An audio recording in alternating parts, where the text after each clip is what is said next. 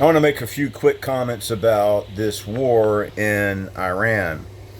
And at first, I thought it was just going to be a quick precision strike against Iran's nuclear facilities. Now it's drawn on for day after day after day.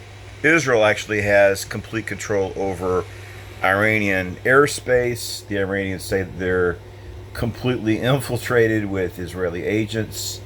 And obviously, America is the United States of America supporting this Israeli mission, and there's a lot of fear about what's going on because I think Americans. I was talking to a friend in the Middle East yesterday, and conservatives are split, honestly, and Republicans on this war effort.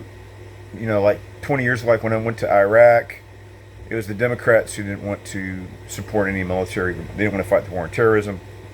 But the Republicans were supporting the troops, supporting the war effort. And now it's like, I think people feel like they're burned, you know.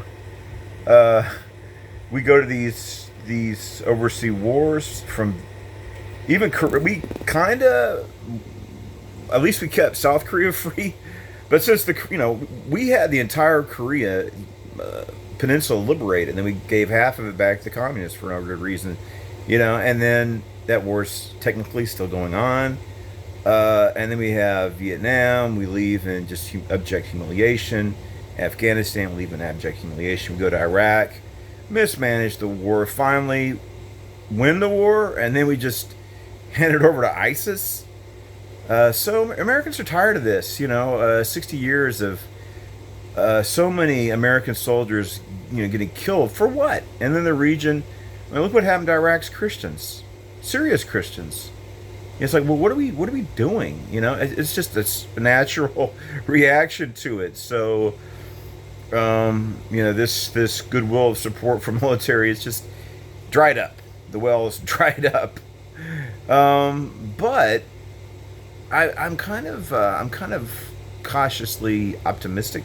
Number one, we don't want Iran to have an atomic weapon. This is a extreme regime. If they use it to attack Israel, Israel will strike back.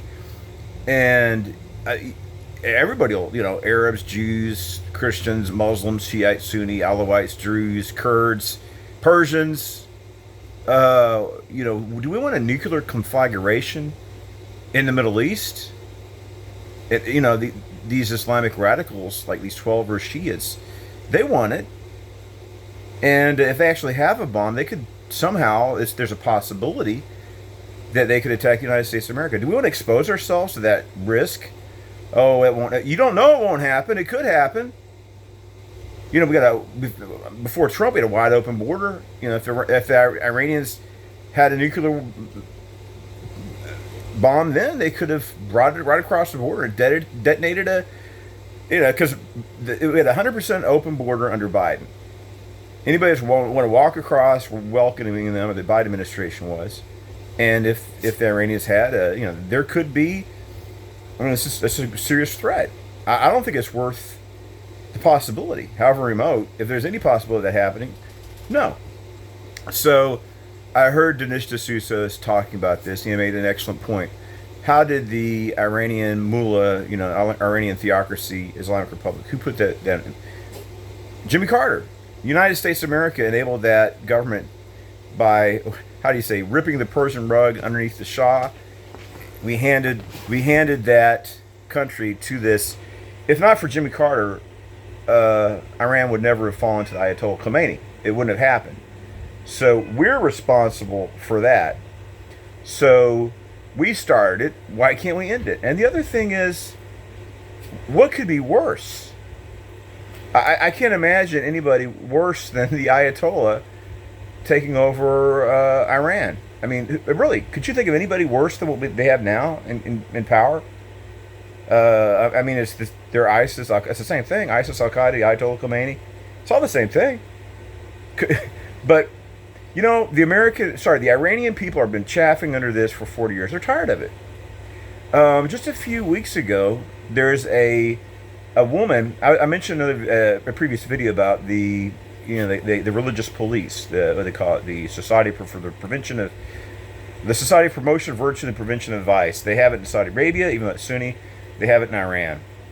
So what happens if you do some kind of breach of Islamic Sharia protocol in public, just walking along? You might not even know it or mean it.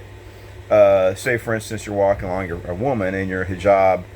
The gust of wind blows it off your head. Then all of a sudden, you're surrounded by 30 men with batons, and they start wailing on you. Uh, I think they've become a little more lax, but still, it's going to happen. If you breach Islamic protocol, even inadvertently, you're going to be surrounded by the religious police, and there's a threat of immediate violence. That's just the way it is. So there's a Iranian woman, young woman in college in Iran, and her hijab wasn't adjusted correctly. She just got tired of it. She started stripping down to her shivvies. She's like she had very modest bras. It's like a sports bra, and her panties went pretty far down and pretty high up. So she wasn't like wearing a bikini. Her underwear were very modest, for at least for American standard. But she just started stripping down to her underwear because she's tired of it. She's tired of the nonsense. It's like, I'm trying to be modest. I'm not doing anything wrong. All of a sudden, I get surrounded by 15 men with batons. I'm sick of it. And it was on video. And by standing up, they're not accustomed to that. Once the batons come out, people just usually submit. But she's standing up, and they weren't accustomed to somebody resisting like that.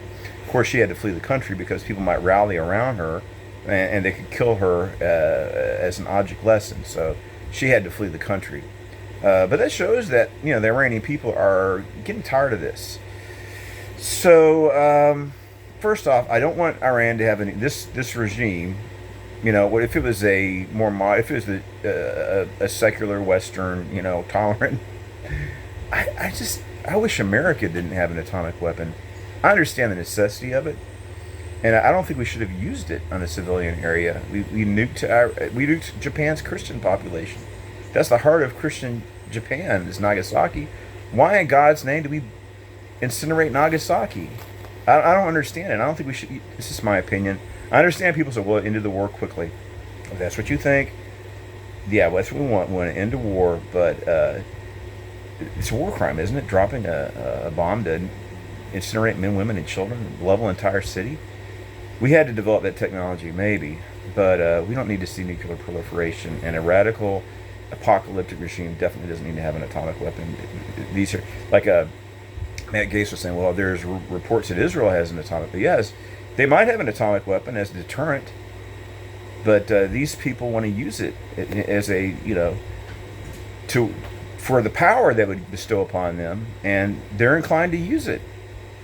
Possibly, it's not worth it taking any risk of that, in my opinion. So the other night, it's like the Ayatollah. This has been 2 days ago. The Ayatollah says, "Oh, we're going to strike back, and this is going to be it. What we're going to do is going to go in the history books forever." And it's like, okay, I'm done with this guy. Just take him out. Take him out.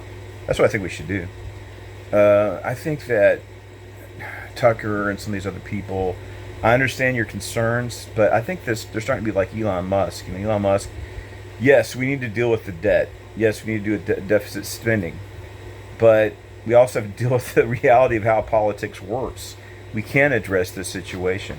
But if you do this all or nothing thing, then nothing's going to happen. And Elon Musk needs to realize that, yes, he's a very historic person. He's a multi-billionaire. I admire him, but he's not the president of the United States. He can't be the president of the United States. He's not a native-born American citizen. So Trump has power that this man does not have, and you got to choose your battles. At least be strategic about your battles. This is the tale of Ruby the cat. So that's my take on it. I'm hoping that I don't want to see conflict expanding or spreading in the region. I don't want to see more violence or war. I don't want to see acceleration. But it could be for the best that if the Ayatollahs are removed from power, and we got a, where is he? There he is. I don't like small dogs. I'm stuck with one. And of course, the cat does not like the dog. She likes the German Shepherd now, but she doesn't like this one. Anyway, losing my train of thought. So, if the Ayatollahs are removed from power, I think that we're going to have a more moderate regime. We'll probably have true democracy in Persia. for the first time, and probably a more open country. So I think there's positive possibilities that the Ayatollah is removed from power, and people getting all nervous and scared. Removing Iran's ability to wage nuclear war is not a bad thing, and removing the Ayatollah and the Iranian theocratic mullah regime, that's not a bad thing either. This could have a positive outcome. So let's not be panicans and let things play out and see what happens. Pray about it. But there could be a very positive outcome. Just people just think about the worst case scenario because we've been burned so many times. But I'm cautiously optimistic.